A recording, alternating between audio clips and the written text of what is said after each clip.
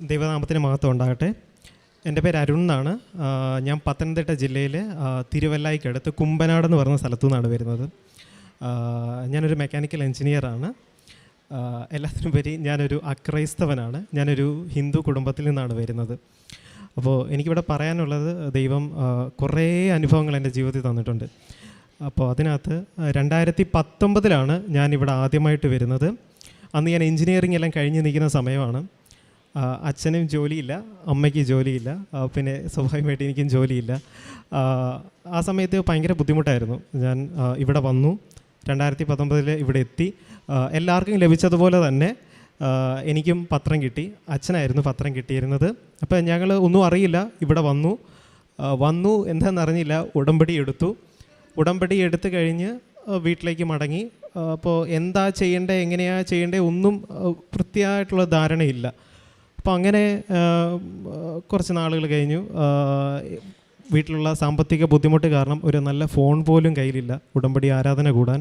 അപ്പോൾ ദൈവത്തിൻ്റെ കൃപ കൊണ്ട് അന്ന് വേറെ ഒന്നിനും കുറവുണ്ടാന്ന് പറഞ്ഞാലും എനിക്ക് നല്ലൊരു ഫോൺ കിട്ടി.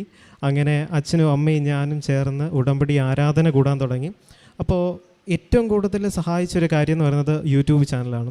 അതിനകത്തൂടെ അച്ഛൻ്റെ കൃത്യമായിട്ടുള്ള ഇൻസ്ട്രക്ഷൻസ് കിട്ടാൻ തുടങ്ങി. എങ്ങനെയാണ് ആരാധന കൂടേണ്ടത്, എങ്ങനെയാണ് പ്രാർത്ഥന ചൊല്ലേണ്ടത്. അപ്പോൾ അതിനകത്തെല്ലാം അച്ഛൻ പറയുന്നുണ്ട്, ഇത് ചൊല്ലുന്ന പ്രാർത്ഥനയല്ല, ചെയ്യുന്ന പ്രാർത്ഥനയാണെന്നുള്ള കാര്യം. അപ്പോൾ ഞങ്ങളതിങ്ങനെ കൃത്യമായിട്ട് ഇങ്ങനെ ഫോളോ അപ്പ് ചെയ്തുകൊണ്ടേയിരുന്നു. അങ്ങനെ എനിക്ക് ജോലിയില്ലായിരുന്നു. ഞാൻ മുംബൈയിലേക്ക് പോയി, എൻ്റെ കസിൻ്റെ വീട്ടിലേക്ക്. അങ്ങനെ അവിടെ എല്ലാം കുറേ അന്വേഷിച്ചു, ഒരു ജോലി പോലും എനിക്ക് കിട്ടിയില്ല. പിന്നെ ദൈവത്തിൻ്റെ കൃപ കൊണ്ട് അപ്പോൾ ആ സമയത്ത് ഭയങ്കര ബുദ്ധിമുട്ടായിരുന്നു എനിക്ക്. അപ്പോൾ ഞാൻ ലൈറ്റ് ക്യാൻഡിൽ പ്രെയർ റിക്വസ്റ്റ് ഇട്ട ഉടനെ തന്നെ എനിക്ക് എൻ്റെ ഒരു കസിൻ ചേച്ചി എന്നെ വിളിച്ചിട്ട് പറഞ്ഞു, മോനെ ഇവിടെ ഒരു ഇൻ്റർവ്യൂ ഉണ്ട്, നീ നാട്ടിലേക്ക് വരണമെന്ന് പറഞ്ഞു. അങ്ങനെ ഞാൻ നാട്ടിലേക്ക് വന്നു. നേരെ വീട്ടിലോട്ട് വരുന്നതിൻ്റെ മുന്നേ ആദ്യം കൃപാസനത്തിൽ വന്നു. അമ്മയോട് ഞാൻ എല്ലാ കാര്യങ്ങളും പറഞ്ഞു, അമ്മ ഇതാണ് എൻ്റെ അവസ്ഥ, എങ്ങനെയും എനിക്ക് ഈ ജോലി തരണം എന്ന് പറഞ്ഞു. പിന്നെ അമ്മയുമായിട്ടുള്ളൊരു അറ്റാച്ച്മെൻറ്റ് ഭയങ്കരമാണ് എനിക്ക്. അപ്പോൾ അമ്മയോട് ഞാൻ ഈ കാര്യങ്ങൾ വ്യക്തമായിട്ട് പറഞ്ഞു. ഇപ്പോൾ ഇവിടെ മുട്ടമ്മ നിന്ന് പ്രാർത്ഥിച്ചിട്ട് ഞാൻ ഒരു ഇൻ്റർവ്യൂവിന് പോയി എനിക്ക് ആ ജോലി കിട്ടി. ഒരു ഫ്രഷർ, ഒരു ട്രെയിനിങ് കോർഡിനേറ്ററിൽ നിന്ന് പെട്ടെന്ന് തന്നെ ഇൻറ്റേർണൽ ട്രെയിനറായി, അവിടുന്ന് ഡീലർ ഇൻ ഹൗസ് ട്രെയിനറായി. അപ്പോൾ ആ സമയത്തെല്ലാം ദൈവം കൂടെ ഉണ്ടായിരുന്നു. അതെങ്ങനെ പറഞ്ഞ് തരണമെന്ന് എനിക്കറിയില്ല. കാരണം ഞാനൊരു എൻജിനീയറാണ്. അപ്പോൾ സ്വാഭാവികമായിട്ടും ഇതെല്ലാവരോടും പറയുമ്പോൾ, അല്ലെങ്കിൽ എൻ്റെ കൂട്ടുകാരോട് പറയുമ്പോൾ എല്ലാവരും അത് ബ്രെയിൻ കൊണ്ടേ ചിന്തിക്കത്തുള്ളൂ, അല്ലെങ്കിൽ ബുദ്ധി കൊണ്ടേ ചിന്തിക്കത്തുള്ളൂ. പക്ഷേങ്കിൽ ഹൃദയം കൊണ്ട് ചിന്തിച്ചാൽ മാത്രമേ ദൈവം തന്ന എന്താണ് എന്ന് എല്ലാവർക്കും മനസ്സിലാകത്തുള്ളൂ. അപ്പോൾ അങ്ങനെ കൊറോണ ആ സമയത്ത് തന്നെയാണ് കൊറോണ വന്നത്. അപ്പോൾ കൊറോണ കാലമായി, എല്ലാം ഷട്ട് ഡൗൺ ആയി, ഫുൾ ലോക്ക്ഡൗൺ ആയൊരു കാലം. അപ്പോൾ ആ സമയത്തും പ്രത്യേകിച്ചൊരു വരുമാനം, ഒരു തുച്ഛമായിട്ടുള്ള ഒരു വരുമാനത്തിൽ ദൈവം അടിപൊളിയായിട്ട് കൊണ്ടുപോയി ജീവിതം. ഒരു അല്ലലുമില്ല, ഒരു ബുദ്ധിമുട്ടും ഇല്ലാതെ ദൈവം കൊണ്ടുപോയി, ഇന്നും കൊണ്ടുപോയിക്കൊണ്ടിരിക്കുന്നു. അങ്ങനെ അച്ഛനായിരുന്നു അന്ന് ഉടമ്പടി എടുത്തത്. പക്ഷേ പിന്നെ അക്രൈസ്തവർക്ക് ഉടമ്പടി പുതുക്കാൻ സാധിക്കില്ല എന്നുള്ളൊരു ബുദ്ധിമുട്ട് വന്നു. അത് ഭയങ്കര ബുദ്ധിമുട്ടായിരുന്നു, ഭയങ്കര സങ്കടം വന്നു. ഉടമ്പടി ആകെയുള്ളൊരു പ്രതീക്ഷ കൃപാസനമാണ്. എൻ്റെ കുടുംബത്തിനുള്ള ആകെയുള്ള അസറ്റ് എന്ന് പറയുന്നത് ദൈവം മാത്രമാണ്. അപ്പോൾ ഇനി ഉടമ്പടി പുതുക്കാൻ പറ്റില്ലല്ലോ എന്നുള്ള സങ്കടമായി. തിരിച്ച് 2019 കഴിഞ്ഞ് ഞാൻ ജോലിക്ക് കയറി. അത് കഴിഞ്ഞ് 2021 ആയപ്പോഴത്തേക്ക് ഞാൻ ടെക്നിക്കൽ ട്രെയിനറാണ്. അപ്പോൾ എൻ്റെ ട്രെയിനിങ്ങിന് ആവശ്യമായിട്ട് ഞാൻ പ്ലാന്റിൽ പോകാറുണ്ട്. ഞാൻ ആക്ച്വലി ജോലി ചെയ്യുന്നത് ഡീലർഷിപ്പിലാണ്. അപ്പോൾ ഞാൻ പ്ലാന്റിൽ ട്രെയിനിങ്ങിന് വേണ്ടി പോകാറുണ്ട്. അപ്പോൾ ട്രെയിനിങ്ങിന് വേണ്ടി പോകുമ്പോൾ ഞാൻ അവിടെ കാണും R&D, റിസർച്ച് ആൻഡ് ഡെവലപ്മെൻറ്റ്. അപ്പോൾ ഞാൻ ആ ഏരിയയിലൊക്കെ നോക്കുമ്പോഴത്തേക്ക് അങ്ങോട്ട് കടക്കാൻ പോലും പറ്റില്ല. കാരണം ഭയങ്കര കോൺഫിഡൻഷ്യൽ ആയിട്ടുള്ള ഏരിയയാണ്. എൻജിനീയേഴ്സ് അതല്ലെങ്കിൽ അവിടെ ജോലി ചെയ്യുന്നവർക്ക് മാത്രമേ അങ്ങോട്ട് പോകാൻ പറ്റുള്ളൂ. അപ്പോൾ ഞാൻ അമ്മയോട് പറഞ്ഞു, അമ്മേ എനിക്കും ഇവിടെ ജോലി കിട്ടിയാൽ കൊള്ളായിരുന്നു, അമ്മ എനിക്കിവിടെ ജോലി തരണം. അപ്പോൾ അച്ഛൻ പറയുന്നുണ്ട്, കാരണം എനിക്ക് ഓരോ വീഡിയോസ് അല്ലെങ്കിൽ ഓരോ യൂട്യൂബിനുള്ള ഓരോ വീഡിയോസ് കാണുമ്പോൾ പുതിയ അറിവ് കിട്ടും.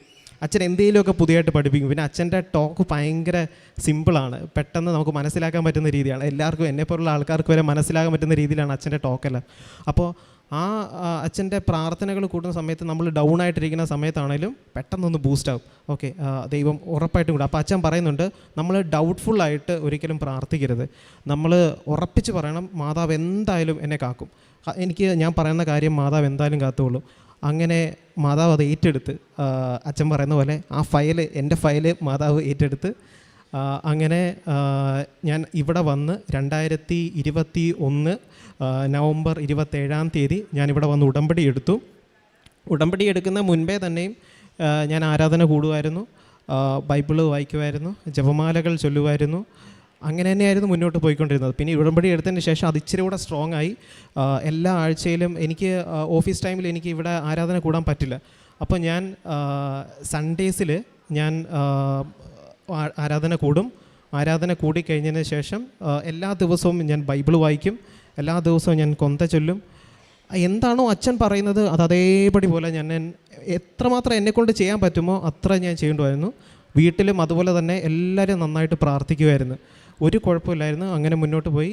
അങ്ങനെ ദൈവം എൻ്റെ ഫയൽ അച്ഛൻ പറയുന്ന പോലെ ഏറ്റെടുത്തു.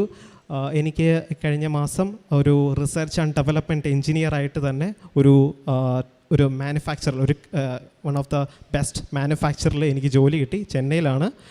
അപ്പോൾ അതാണ് എൻ്റെ വലിയൊരു എൻ്റെ ജീവിതത്തിൽ. കാരണം മനുഷ്യർക്ക് അസാധ്യമായത് ദൈവത്തിന് സാധ്യമാണെന്നാണ്. അപ്പോൾ ആ ഒരു വചനം ഞാൻ വിശ്വസിച്ചു. ദൈവം ഇപ്പോഴും മുന്നോട്ട് കൊണ്ടുപോയിക്കൊണ്ടേയിരിക്കുന്നു, ഒരു കുഴപ്പമില്ല.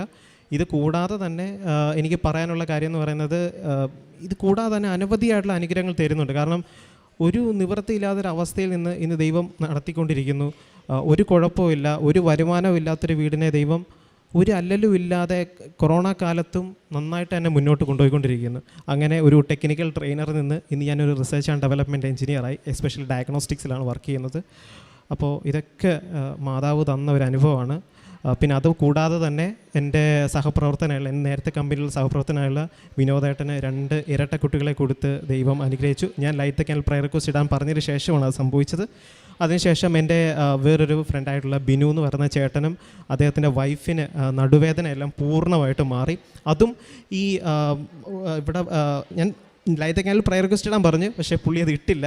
പക്ഷേങ്കിൽ ഞാൻ കൊടുത്ത പ്രാർത്ഥന പുള്ളി രാവിലെ എണീച്ച് പ്രാർത്ഥിച്ചു. പെട്ടെന്ന് എന്നോട് പറഞ്ഞു, രാവിലെ വന്നിട്ട് പറഞ്ഞു, എടാ എൻ്റെ വൈഫ് ഇങ്ങനെ പറയുന്നു, ദേഹത്ത് നിന്ന് എന്തോ വിട്ടുമാറി, അത് ഇവിടെ പ്രാർത്ഥിച്ചതിനെ പിന്നെയാണ് ഞങ്ങളും എൻ്റെ കുടുംബം ഇവിടെ വരാൻ പോകുന്നത്. അത് കേട്ടപ്പോൾ ഭയങ്കര സന്തോഷമായി.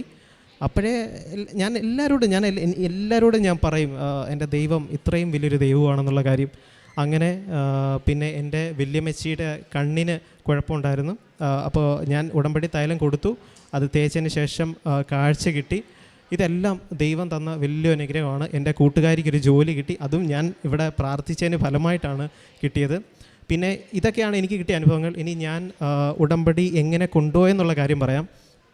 ഉടമ്പടി പ്രാർത്ഥനയിൽ അച്ഛൻ പറയുന്ന പോലെ ചൊല്ലുന്ന പ്രാർത്ഥനയല്ല, ഇത് ഏറ്റവും കൂടുതൽ ചെയ്യുന്ന പ്രാർത്ഥനയാണെന്നാണ് അച്ഛൻ എപ്പോഴും അത് ഫോക്കസ് ചെയ്ത് പറയാറുണ്ട്. എന്നെ സംബന്ധിച്ചിട്ട് അച്ഛൻ പറയുന്ന കാര്യങ്ങളിലാണ് ഞാൻ കൂടുതൽ ഫോക്കസ് ചെയ്യാറുള്ളത്. കാരണം അച്ഛൻ ഓരോ തവണ ആരാധന കൂടുന്ന സമയത്ത് അച്ഛൻ പുതിയ കാര്യങ്ങൾ പറഞ്ഞു തരും. അത് പഠിക്കാൻ പറ്റും നമുക്ക് നന്നായിട്ട്. എങ്ങനെയാണ് ദൈവത്തിനെ കൃത്യമായിട്ട് ആരാധിക്കേണ്ടത് എന്നുള്ളത് അച്ഛൻ കൃത്യമായിട്ട് പറയും. പ്രത്യേകിച്ച് ഞാനൊരു ഹൈന്ദവ കുടുംബത്തിൽ നിന്ന് വന്നതായതുകൊണ്ട് തന്നെ എങ്ങനെ ചെയ്യണമെന്ന് എനിക്ക് കൃത്യമായിട്ട് അറിയില്ല. അപ്പോൾ അച്ഛൻ കൃത്യമായിട്ട് അത് പറഞ്ഞു തരും, നമുക്ക് മനസ്സിലാകുന്ന രീതിയിൽ പറഞ്ഞു തരും. അപ്പോൾ ഞാൻ എല്ലാ ദിവസവും രാവിലെ പ്രത്യക്ഷീകരണ പ്രാർത്ഥന ചൊല്ലാറുണ്ടായിരുന്നു, രാത്രി ഉടമ്പടി പ്രാർത്ഥന ചൊല്ലാറുണ്ട്.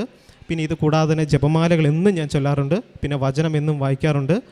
പിന്നെ ഏതെങ്കിലും കാരണവശാൽ എനിക്ക് ഉടമ്പടി പ്രാർത്ഥന അല്ലെങ്കിൽ രാവിലെ പ്രത്യക്ഷീകരണ പ്രാർത്ഥന ചൊല്ലാൻ പറ്റുന്ന അവസരം വരും. അതായത് രാവിലെ ഞാൻ പെട്ടെന്ന് വീട്ടിൽ നിന്ന് 4 മണിക്കൊക്കെയാണ് വീട്ടിൽ നിന്ന് പോകുന്നതെങ്കിൽ ഞാൻ ബസ്സിലിരിക്കുമ്പോൾ അച്ഛൻ വീട്ടിൽ മെഴുകുതിരി കത്തിച്ചിട്ട് വിളിച്ച് പറയും പ്രാർത്ഥിച്ചു തുടങ്ങി. അപ്പോൾ ഞാൻ ബസ്സിൽ ഇരുന്നുകൊണ്ട് പ്രത്യക്ഷീകരണ പ്രാർത്ഥന ചൊല്ലും.